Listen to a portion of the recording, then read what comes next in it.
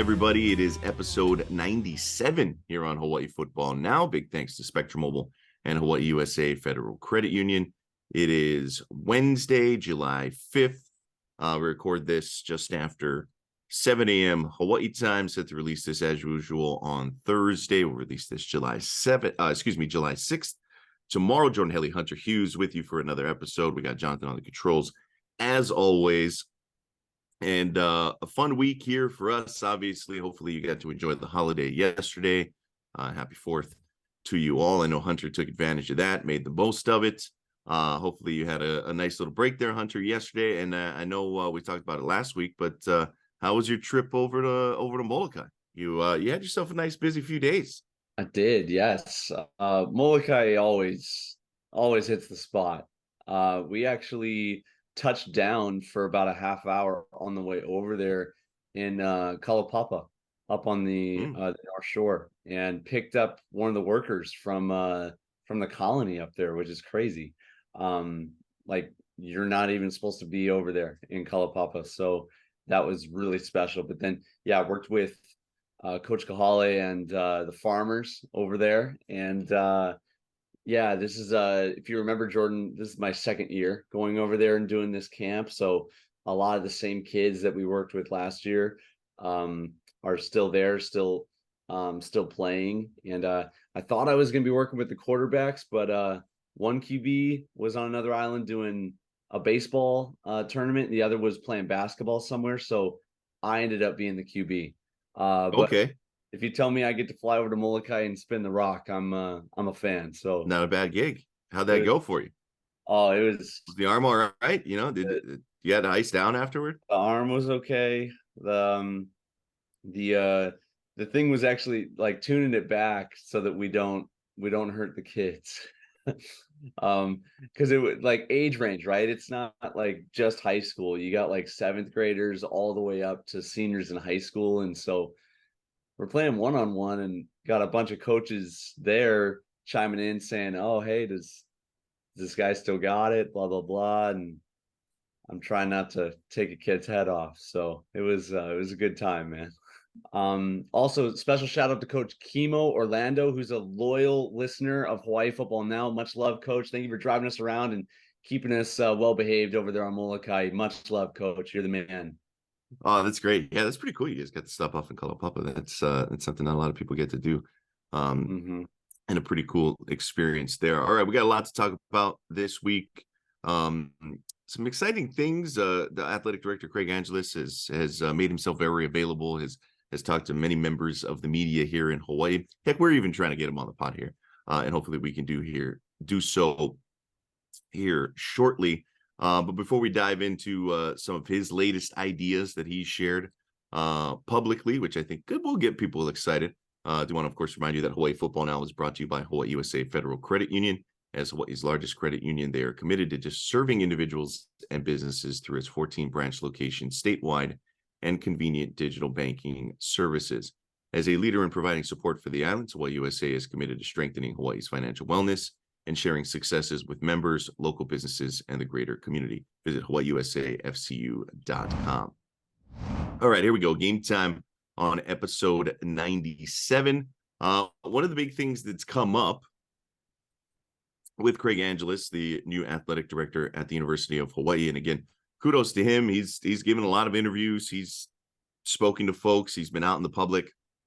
Has been I think, coinciding with the visual developments of the expansion of the TC Ching complex down there. We can see it, right? The video board is up. Hopefully the as you've pointed out, Hunter, the electrical connection works out for the game come the end of, or right at the beginning of September for the first home game. We've seen the corners be filled in. We see the added seats, right? And so what does that all mean? Is it just more butts in the stands? How does this all work? But fan experience is something that's come up for sure, which, of course, best case scenario, UH will be there for 5 more seasons, right? And that's the optimistic timeline, as we've covered extensively here on this podcast, with the opening of the new Aloha Stadium at the soonest in the fall of 2028. The expansion scheduled to be completed by August 1st, or at least this latest stage of expansion for Ching, which will get them up to 15,300 seats, which I think, if, you know, a full stadium at that capacity, that's a pretty decent environment. I think it'll feel a lot different than the 9,000 seat capacity. It's a little more enclosed. It's a little, obviously, a bit bigger, right? It's a sizable expansion when you go from 9 to 15 as it goes down to it. Some of the things reported in the Star Advertiser, Stephen Tsai reporting, season ticket holders are eligible to purchase tickets in sections with seat backs. So you're not just sitting on bleachers, right? They've installed some seat backs on some of those places. Others are able to bring in cushions that you can sit on, but no sort of artificial seat backs, right? You know, some of those that you see at the high school games, those are the best, by the way. Those portable little chairs that you can bring in with the seat backs going. So it'll be kind of interesting, because in that Stephen Tsai article, he talked to Craig Angelos talked to him about, you know, wanting to improve the fan experience, wanting to work on making it as enjoyable for folks to come down to, wanting to in turn, which I think is fair and smart, maximize the revenue potential of that facility, right? Because look, the program's got to make money, not just for football, but for the other teams, the other athletic programs within the greater athletics department. So that's going to be a big deal there for them. But he talks about adding premium seats. There are already the luxury booths that you see on the Mackay stands, right, that are up there, but he wants to add like suite level type deals, try to create more premium seating in addition to just those sky boxes, if you will. Sky in air quotes, not that high up off the field. Wants to add field level seats behind the end zone. As we mentioned, develop a suite level area in trying to get folks little different viewing experiences, if you will, right? Not just your standard bleacher seat, not just your standard ticket there, but trying to find ways to make different avenues, different areas of the stadium a little more unique, a little more desirable, a little more in demand as you go through it. Looking at expanding the Keiki zone over at Murakami Stadium, which is always pretty cool. They're working on adding off-site parking that would coincide with shuttles coming and bringing people to lower campus there, such as utilizing the parking lots at Kapiolani Community College, which could in turn maybe lead to allowed tailgates at off-site parking. Did want to clarify that. Not necessarily on campus there in the parking garage, but off-site parking with some tailgating, perhaps. At least he's open to the idea, right? And in that Star Advertiser article, he said, quote, "I think in-game experience will be huge for us. And because we have a small crowd, we're going to have a really good in-game experience," right? It still should be fairly intimate. It still should be a fun atmosphere that could get pretty loud because everybody's kind of in there tight. What have you made of some of his comments, Hunter, and what the potential of this facility is? We've gotten to see it over the last couple of seasons kind of grow into its own, fans kind of taking ownership of the place as well. But what do you make of some of his ideas, and where he could maybe go with this, and the program could really go with this? Yeah, really, within only the first 2-3 weeks of being in office, if you will, it seems like he is talking to the right people. The only way to have an opinion or a plan, course of action on some of these topics is by surrounding yourself with the right voices. And it's clear that he is being exposed to kind of the needs of the many right now, and what we need to do to make game day a better game day experience for the fans. I'm super excited already, Jordan, just to be down there in that 15,000 seat situation. It was plenty loud at times the past couple of years, and now you almost double that. I can't help but get excited for the fans, for the boys on the team, to play in front of a sizable audience. And man, if we could just worry about filling that, and whatever logistics need to be put in place to make that happen. I think we're going to have a winner here. It sounds to me also, with all of these kind of different ideas being tossed in the air, that it's a work in progress, that they're open to new ideas. I personally, you and I were talking a little bit before the show, I would love to explore some possibilities of on-campus tailgating, whether that's on upper campus or just somewhere. Although I appreciate their effort for off-campus tailgating, that seems like a tall task, or a tall ask, to make fans do that, a mile and a half away from campus. So it's almost just a natural thing of tailgate and then walk to the game. So I don't know if it's cap the upper campus at a couple hundred cars that are able to go up there and have a good time. And I think there's going to need to be a little bit of trust and ownership from UH administration, just to allow fans to play nice, if you will, and kind of take care of the campus up there. But that it raises a bunch of other questions that I would love his kind of spearheading when I talk about Craig Angelos. UH is sometimes upper campus versus lower campus, and they don't always play nicely with each other.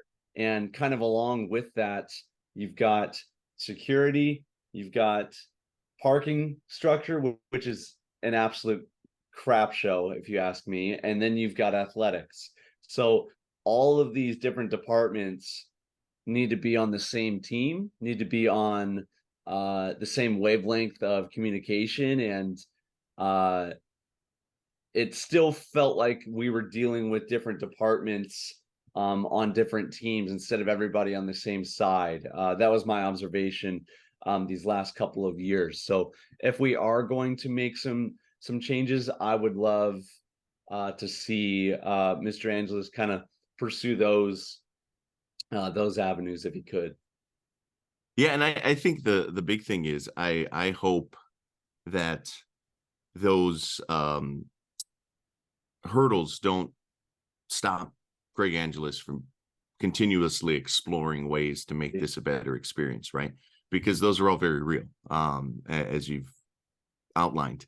I think very expertly. Like there are things that you have to overcome that maybe you shouldn't have to, but I think are realities of the situation, and in part why we've talked about having some of that institutional knowledge is probably a good thing. But he comes with what he does bring is a very fresh perspective in trying to find ways to make this experience better. He had the experience in what we talked about, right? One of the big feathers in his cap, one of the highlights on his resume was the development of that stadium when he was at FAU. And so, having gone through that experience, having something on campus, being able to kind of mold that clay into something that they can take ownership of. I hope he doesn't get bogged down by some of the politicking and the bureaucracy that comes with it. But I do enjoy that he has some ideas that kind of dovetail, right, or kind of work hand in hand in a sense, or multi-pronged. And hey, we want to create a fan experience that people enjoy, that they want to come to. As you point out, Hunter, I think it'll feel a little different. I think it'll feel a little more big time by the fact that, look, that they increased the seating capacity by about 67%, right? Like it's going to feel a lot different, but also finding ways to make it profitable, finding ways to increase revenue. Because look, at the end of the day, it's all part of the equation. More money means they can put more improvements into the place. More money means more viability for the program. Money makes the program go round, right? And so I'm not saying that they should milk all of the local fans or anything like that for every last penny or something like that, or make it an exclusive sort of high-end experience. I'm not saying that, but finding ways to get creative here, bring more people in, bring different people in. As you kind of mentioned, Hunter, I think with the tailgating issue, I think it's got a couple of facets to it, because I think you're wanting to rebuild that bridge with the diehard fans, right? The guys that used to go to Aloha Stadium were accustomed to it, who had their setup for years, right? And you've experienced it. Those guys that had their areas and their hibachis and heck, TVs set up, like plugged into the back of trucks and generators. Like it was it was quite the production. And so you had a lot of those diehard guys, right, that would go to games, that were at Aloha Stadium week after week after week, that the band would go and make their rounds around the stadium, right, throughout the parking lot play. So you've got those people who you don't want to lose. And I think, you were bound to lose some of them just in the transition and moving this program to a different home. Not their fault, not the program's fault. I get that. But then you're also trying to you're trying to reel in the students, right? Because even though now you've taken it away from the parking lot tailgaters, you've brought the product and the experience a lot closer to home, right? You brought it a lot closer to the students. And so how do you also, and not that there weren't students who would go and tailgate and have a great time over at Aloha Stadium at the parking lot. There were those, but heck, I would say a decent percentage of those folks never even went into the game. The kids that I'm talking about, right? The students, like a lot of them would just go to party and wouldn't necessarily go into the stadium. And I get it. That's their prerogative. I'm not saying that, one way or another, but I think the tailgating experience, that's also part of the equation. Is you've got these, different facets of UH fans. How do you get them to stick around? How do you get them to come around, first of all? And I go back to your upper campus idea, right? And look, a bunch of the students are already there, like they're on campus. How do you bring them in, and how do you get them down? There should be a few more seats available, for students in the student section.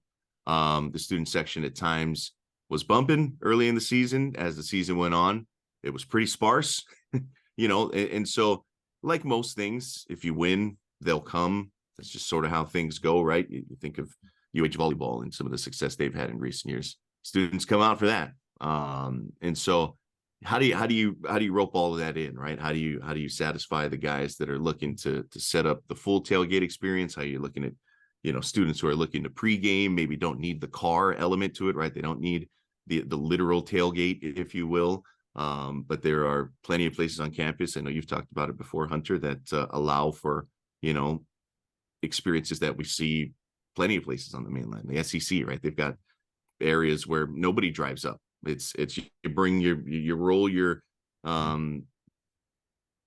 provisions along, and we're all set up like at the Grove. What is that? Ole Miss, Mississippi State, or whatever it is, right? And they got tons of people, thousands of people out there under the trees and picnic tables and all that kind of thing. Like, there's room for that too, I would imagine, on upper campus, right? Even if it's not a parking lot sort of a setup, but I think, hopefully they can find ways to make all of that work, because the more people that they can bring into the fold, the better.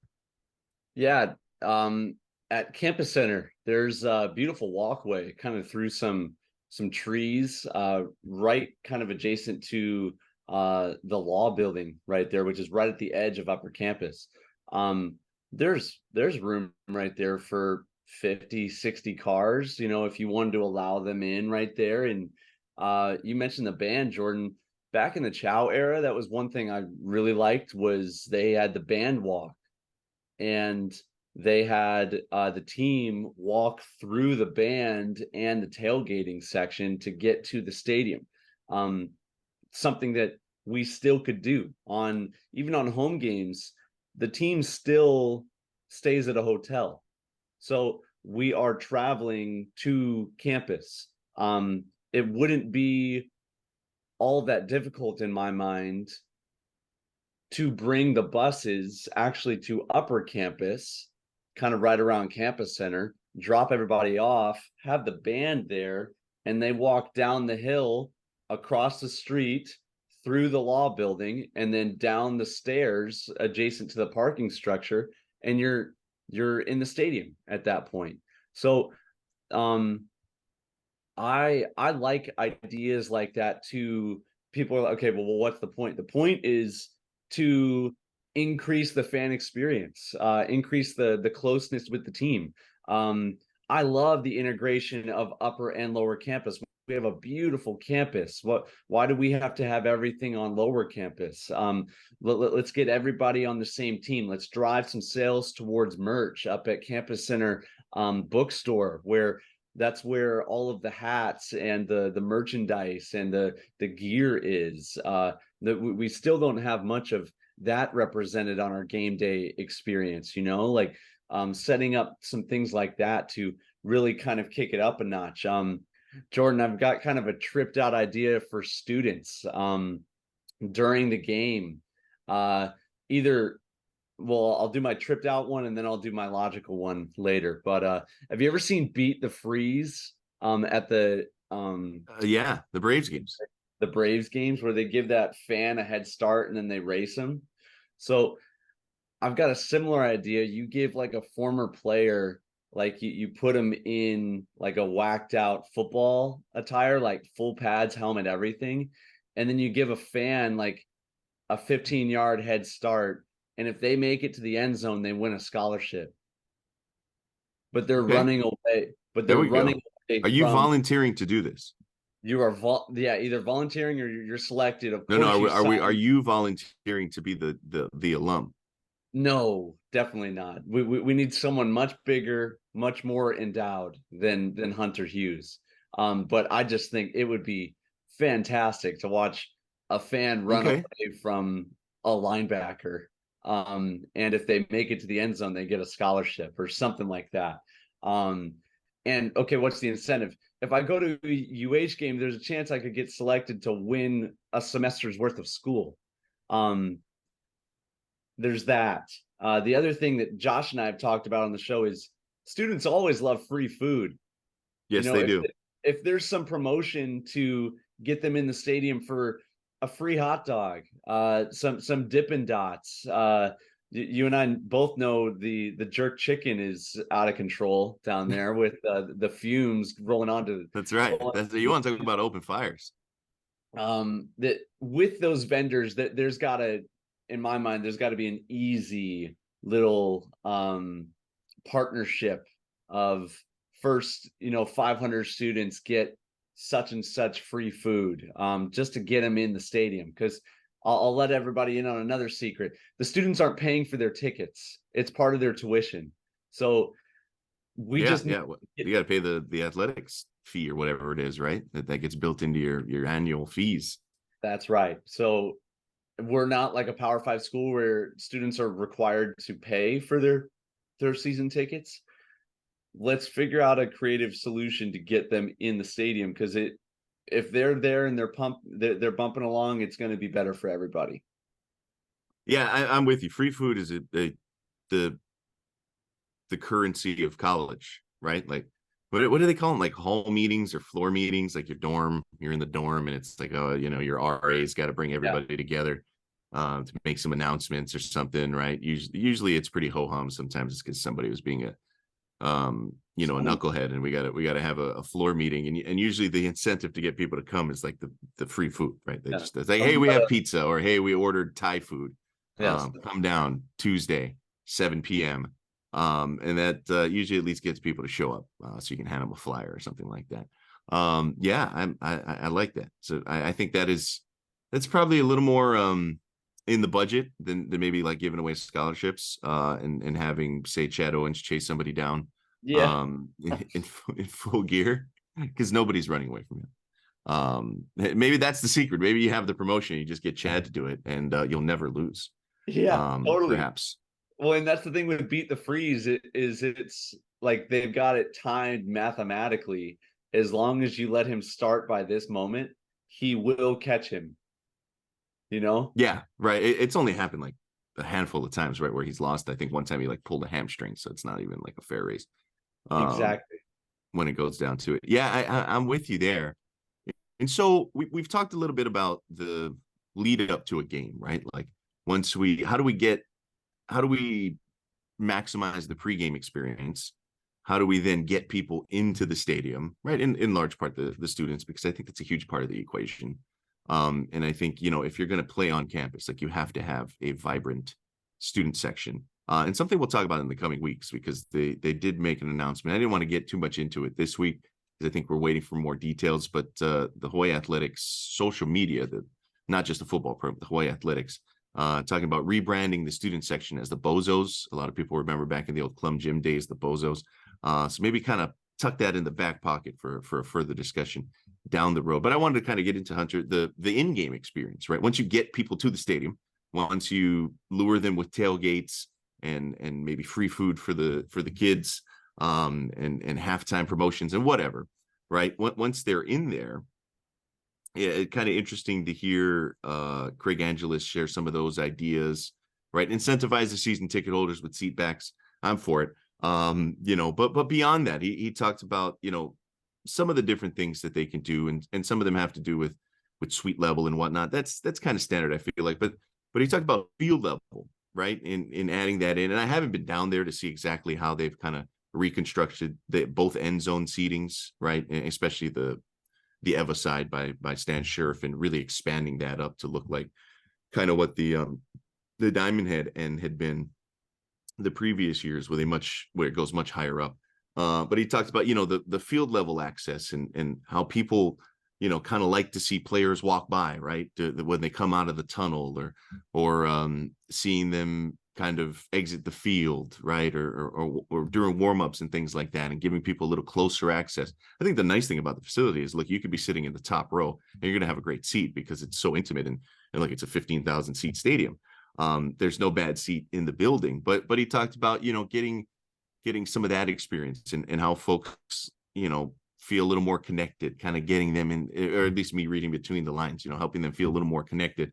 Heck, where we usually stand for games, like, there's a bunch of people standing behind us just outside the temporary fencing that keeps everybody on the track and away from the bench area, which is pretty darn close. And you can get pretty darn close to these benches. I wouldn't say like dangerously close or anything, but a really great experience, right? And the only bummer is like, you're not going to be able to see a ton if you're standing right behind the bench, because they're blocking the access to the field. So I'm curious, and I didn't get much detail beyond that, at least from reading some of the articles and listening to some of his, and hopefully if we can get him on the pod, we can ask him for a little more detail there. But I'm curious what that looks like. Like, what does he have in mind for that? Is it different from what already exists? Is it now maybe making that a little higher ticket price to get that close to the action, or does he have something else in mind? It was specifically mentioned behind the end zones, which previously there was no room behind the end zones, right? Yeah. It was just the end of the bleachers, and then God bless Peter Manuma's family, often like the Diamond Head end zone, making a ruckus. Man, they were amongst the best supporters out there. Behind the padding. Shout out to the Manuma family. Just awesome stuff. But yeah, I'm kind of curious to see what this looks like, and maybe get your thoughts, Hunter, on what you think that could look like, or what you'd kind of like to see, with some of these added fan experience once you're in the game, beyond just, hey, sit in, your seat section 2, row B, seat 3, or something like that, right? Like, what is this? What can we do to kind of amplify the in-game experience for these folks? Yeah, similar to what you said earlier, how do we make the experience good for all of these different fan demographics? When you think about games, especially like big level sporting events, you can't help but think about skyboxes and corporate sponsors and partnerships at that level of things, because sporting events, the poor want to go to sporting events and the rich want to go to sporting events. It's just the way it goes. And so you have to think about how we're catering to each of those demographics. I've heard from some people that I don't know if they're called skyboxes or the whatever those they're basically like trailers, Jordan, like sitting on top of the Mackay bleachers. Right, yeah.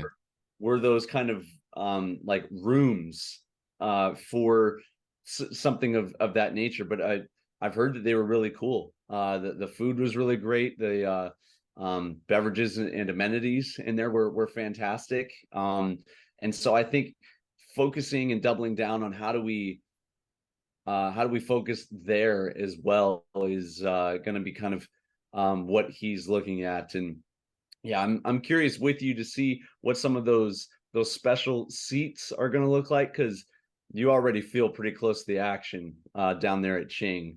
Maybe you'll get well, I'm thinking about it right now. Maybe that's your key to get under the ropes and down near the sideline, because close to the end of the game, it felt like anybody and their mom could tuck under the line and be right there on the sideline next to you and me.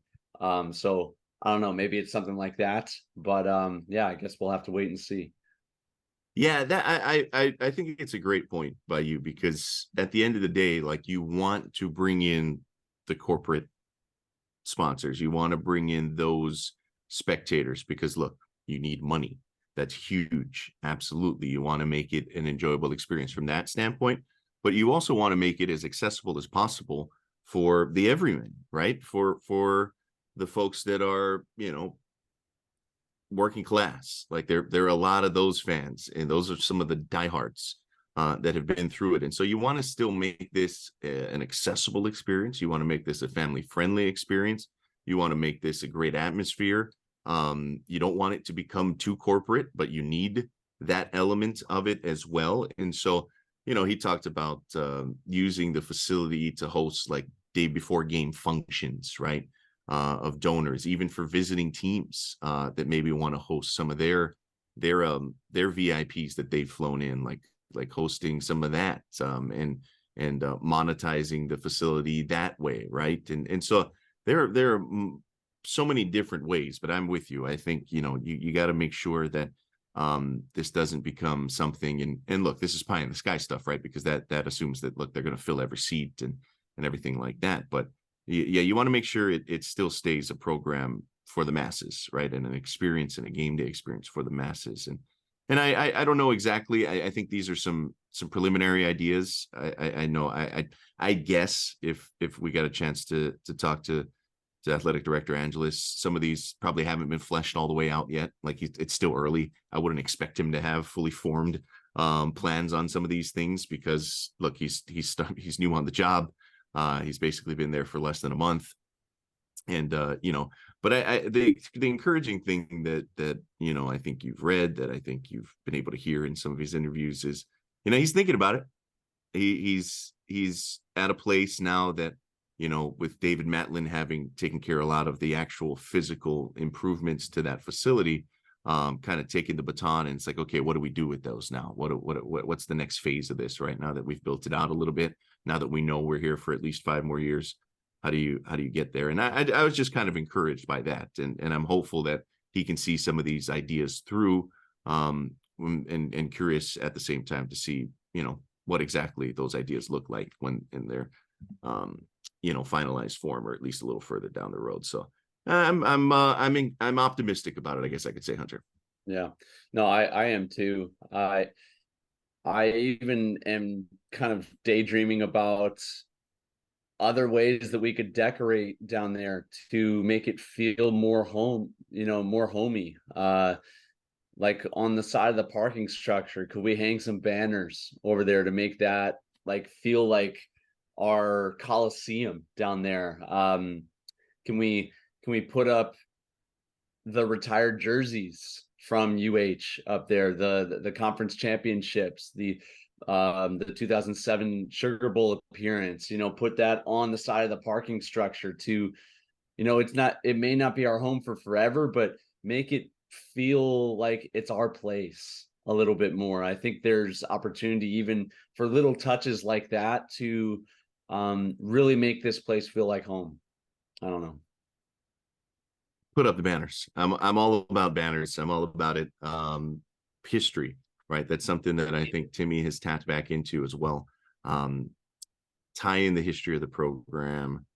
The retired numbers, as you've mentioned. That's big. That's big, no doubt about it. All right. He also talked about, Craig Angelos did, some of his thoughts about scheduling in recent interviews. I think we'll save that for next week. We can kind of get into scheduling. We can kind of go through things. I know something Hunter and I had planned was going through all 13 games and figuring out how many wins we've got for the University of Hawaii. So Yeah. I think that'll tie into that conversation. But again, you can see a lot of the stuff. KHON2 did a bit of an interview with Craig Angelos, Stephen Tsai, Honolulu Star advertiser, and hopefully we can get him here on the pod in a little bit as well. All right, further conference news. The San Diego State drama has been quite intriguing. We talked a little bit about it last week. We'll talk a bit about more coming up here in the second half when we return on episode 97 right here on Hawaii Football Now. This is Hawaii Football Now from ESPN Honolulu. All right, second half here on episode 97, HFN. Jordan Hunter back with you. The latest in the San Diego State drama. It has been a series of back and forth letters between the president of San Diego State and the commissioner of the Mountain West Conference, Gloria Nevarez, that has left us a little bit confused, a little bit befuddled, but it appears to be, at least for the foreseeable future, that San Diego State will remain part of the Mountain West, which I think nobody necessarily thought was the likely outcome just a few weeks ago. And so Mark Ziegler from the San Diego Union Tribune has done a lot of reporting on this, and it's kind of interesting. A lot of the national reporters have been on this as well. But as we reported last week, there have been a series of back and forth letters between the league and San Diego State. Those letters continued after we recorded midweek last week, leading up and after the June 30th deadline to officially notify the conference if a school is going to leave for the next school year, if you will, right? So San Diego State would have needed to notify the conference by June 30th, which was last week, Friday, that they would leave for the 2024 school year, right? So not this coming season, but the following season. And there were differences in exit fee, whether you let them know now versus next year and things like that. But it appears that Mountain West Conference is kind of icing San Diego State out, at least until a board of directors meeting later this month. July 17th, I believe, is the date. San Diego State's president was removed from the board after their initial letter, which the Mountain West Conference interpreted as official notice that San Diego State was leaving. That's sort of standard operating procedure. You say you're leaving the conference, all right, you're no longer on the board of directors. But San Diego State, of course, as we talked about last week, said, no, we didn't actually say we're leaving. We just kind of let you know that we might be leaving. Yeah. And subsequently, there have been multiple letters since then. Both San Diego State and the Mountain West Conference have declined official comment, other than some of these letters that have been, obtained by media. So we do know that San Diego State will be in the conference this coming year. That we know. It's still very much up in the air beyond that. Just prior to the withdrawal deadline last week, Friday, June 30th, as I mentioned, San Diego State sent a letter asserting that it's not withdrawing.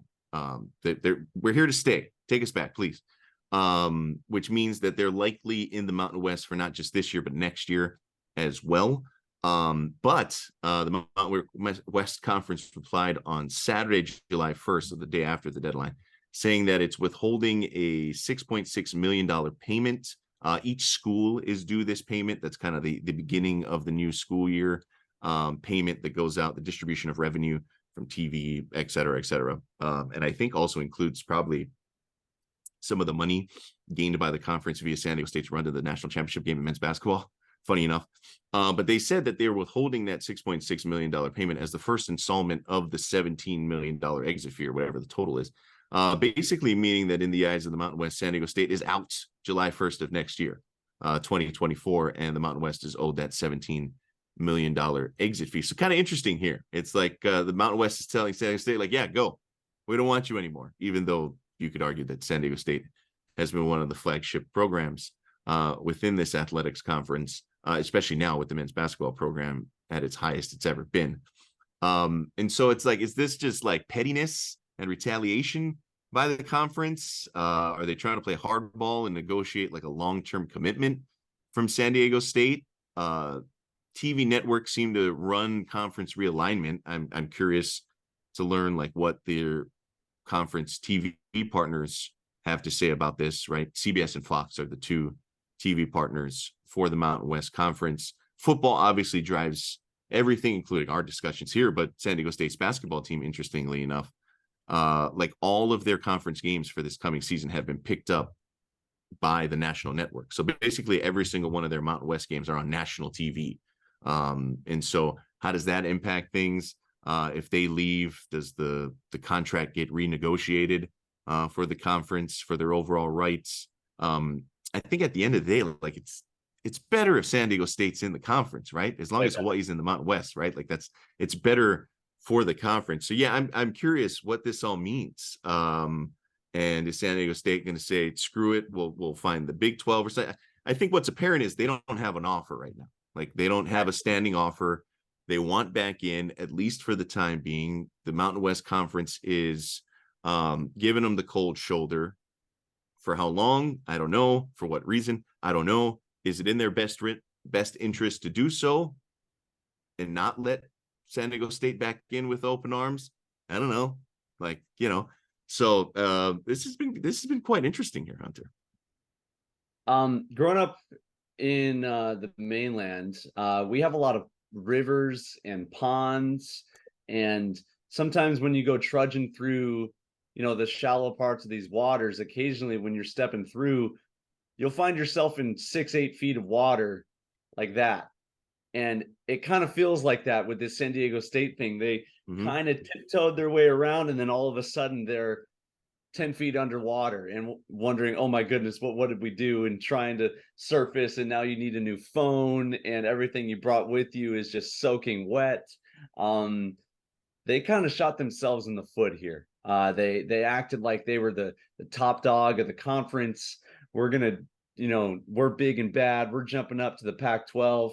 Well, I got news for you guys. The Pac-12 is not what it used to be. They're struggling to get a TV contract of their own right now, and guess what? You've found yourself without really a home, and they're kind of trying to backdoor their way into the Mountain West right now. And to tell you the truth, Jordan, I don't mind the administrative hardball right now. If they're going to kind of play like that and ask for an extension, Mountain West is just following protocol at this point. You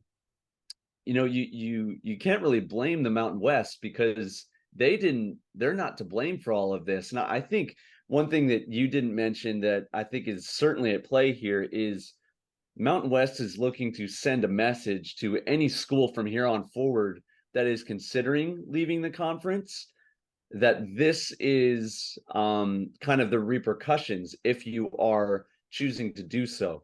So say what you will, I totally agree that the conference is stronger with San Diego State. They are not replaceable with a North Dakota State or a Montana or an FCS school looking to jump up. San Diego State is one of the last remaining Southern California markets, and to me that is priceless to have in the Mountain West.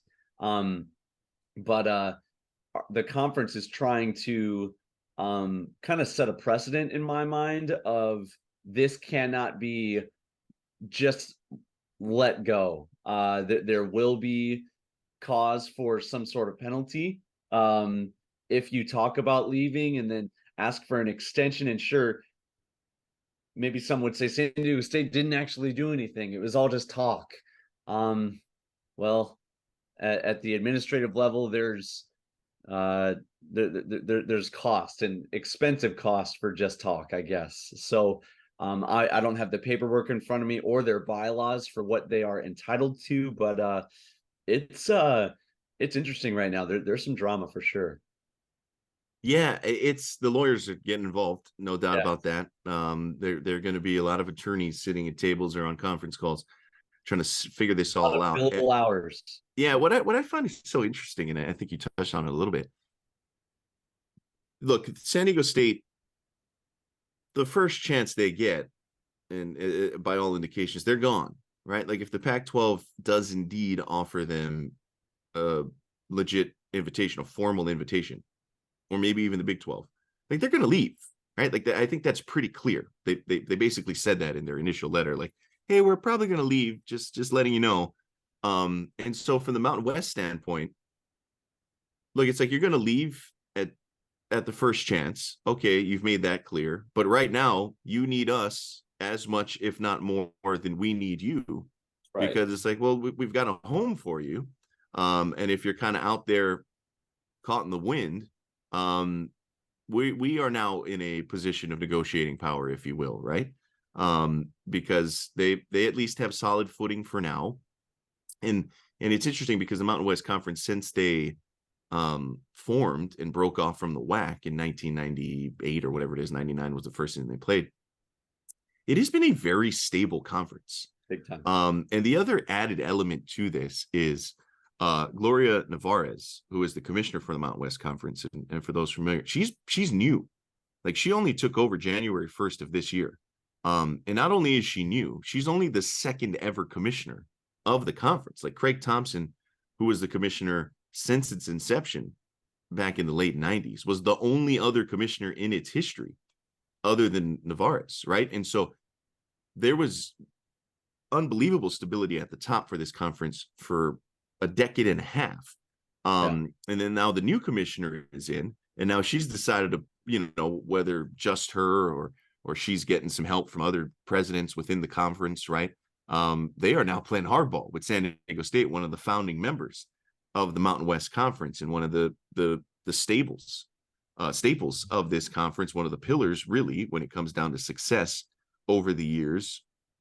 And of the founding members, probably the most successful program across the board over that time, when you think about it, with the likes of Utah and BYU having left the conference already, right? And so it's really, really fascinating to me, the fact that, look, you've got a brand new commissioner here for a conference that for the most part has been pretty stable, as I mentioned, right? Craig Thompson really navigated this thing, I think, through some massive seismic shifts in college athletics pretty darn well, right? You think of the early 2010s when, the things were really starting to shift around, the ACC, the SEC, the expansion of the Pac-12 from the Pac-10 to the Pac-12. Yeah. In the span of like 6 months, he was able to really solidify the base of this conference by adding Boise, Fresno, Nevada, and Hawaii to the mix, right, in 2010. And I think a great landing spot for the University of Hawaii at the time. And then a few years later, they had San Jose State, Utah State, and somebody else, I think, in the mix there. And kind of interestingly, over the course of their existence, they've only lost 3 schools. I don't think I realized this, but looking it up, over the course of the history of this conference since 1999, only Utah, BYU, and TCU left the conference. Nobody else has left. And for most conferences, especially Group of 5 conferences, like, that's rare, right? I mean, that's got to be by far the fewest amount of schools that any of the non-Power 5 conferences has lost over time, right? I think outside the MAC, probably, like, the MAC has been the bastion of consistency, but the MAC not quite at the level of the Mountain West or the American, is what has become even the Sun Belt in Conference USA over the years. Like, the Mountain West has been really, really stable. And this could be, one of the more messy breakups, and San Diego State sort of opened the door, right? Like, they're not going to be the only one eventually. Like Boise, Fresno, Nevada, UNLV, Colorado State, a lot of these schools, right, have flirted, have been courted, whatever it is, by different conferences. And so this I think is a bit of an inflection point in a lot of ways for a conference that hasn't dealt, or at least has navigated the muddy riverbanks, as you put it, quite well without falling into the unknown deep abyss. Yeah, the fact that they retained Boise through all of the hype and excitement of them kind of in the early mid 2000s is a job well done. Because to me, they go up and were they, correct me if I'm wrong, Jordan, they were in the Mountain West when they beat Oklahoma in that bowl game? No, they were in the WAC. Okay, that was before the Mountain West then. Okay. But still, there were some years there where Boise State was big dog of the group of 5 and probably had opportunities to jump to other conferences, and they stayed with us. Yeah, you're right. It's been a very kind of even keel, drama free conference, and you know, if we're led to believe that San Diego State's new mission is to stay, you know, they rescinded that last message to the Mountain West. I'm happy to have them, but it's clear that trust has been broken here, and they are going through the protocols of, well, because you did that, then we have to do this. That's just how it goes here, partner. So I don't think we are done talking about this just yet. And a little extra trash talking motivation for you and I on the sideline whenever we see them in October. So I'm looking forward to that for sure. Yeah, this is going to be really interesting to see how it all unfolds for a conference again, and for, I think, for the University of Hawaii's sake, the more stable this conference can remain, the better for the University of Hawaii when it comes down to it, and what the future looks like for the Mountain West, because we mentioned, like, over half of the membership has been rumored or at least linked or whatever, right, to different conferences. And so it could all implode. They could maybe still kind of hold the rope tight like they have over the course of their existence. Again, it just kind of baffled me that they had only lost 3 schools over the course of their existence, and really 3 schools that I think were fairly logical and kind of how they exited, and you know, we're able to navigate there. So there'll be much more to talk about there with this as we go throughout, as we kind of wrap things up here on episode 97. Got a lot of good comments and questions via YouTube as well. We'll get into that next week from you, so keep those coming. As always, shout out to our guys Leonard, Scott, Tyler, Al from VA, Joseph also dropping us a line. Some good ideas coming out of that. Again, we'll get to you guys next week. We'll talk a bit more about the schedule as well. Hunter, a quick little 2-minute drill overtime to get us out of here. I know you were on Molokai, you working at camp. They had a bit of a recruiting showcase here on Maui upcountry over the weekend. Saw some really exciting talents, some guys that hopefully end up at the University of Hawaii. Former UH commit Tristan Waimau Galinda was one of the standouts coming from schools who has reopened his recruitment, was one of those guys there. So saw a lot of the younger guys as well that I think are working their way up. Some of the Kuhuku kids, right? That maybe Hawaii is definitely going to try. Definitely have offers. So pretty cool to see the summer camp sessions and workouts are in full force across the state and on the mainland. These guys are getting in. It's amazing how the summers, and I kind of wanted to close on this, but just how busy the summers are for these guys with 7-on-7 and pylon and mainland tournaments. Like, they spend months up there, and so it's cool to see some of these things get offered to the local kids at home as well. But man, it is full go during the summer with these guys. Absolutely. A lot of high schools are beginning full-on team workouts even at this point, because I was talking with Coach Kahale. Their first preseason game is like the first week of August, and that's like 3 weeks away. Yeah, not far. No, not far at all. And so if they're already talking about that, I'm sure other schools are doing the exact same thing, if not more. And UH is deep in their player ran practices right now. And also, this is kind of the time of the year for coaches as well as players to get some well-deserved R&R, where yes, there are some PRPs, but this is kind of the calm before the storm for everybody. The recruiting trail is kind of cold at this point. There's nothing more you can do from like a travel standpoint. Like, your team for the season is kind of set in stone. And so this is that time for everybody to kind of just take a deep breath before we really get going here in a couple weeks. Yeah, high school football, man, it's listed about a month away now. We record this, July 5th. Yeah, it's right about a month away. It is barreling towards us, and I can't wait. It's going to be a lot of fun. And of course, obviously, University of Hawaii, less than 2 months, going to get going. We're down to like 60 days or something like that as we power through. All right, that'll do it for us. Big thanks to our guys, Hunter and Jonathan, for putting this all together. And big thanks to you, the viewers and listeners as well. We appreciate the comments. Keep those coming. Shout out to Spectrum Mobile and HawaiiUSA Federal Credit Union.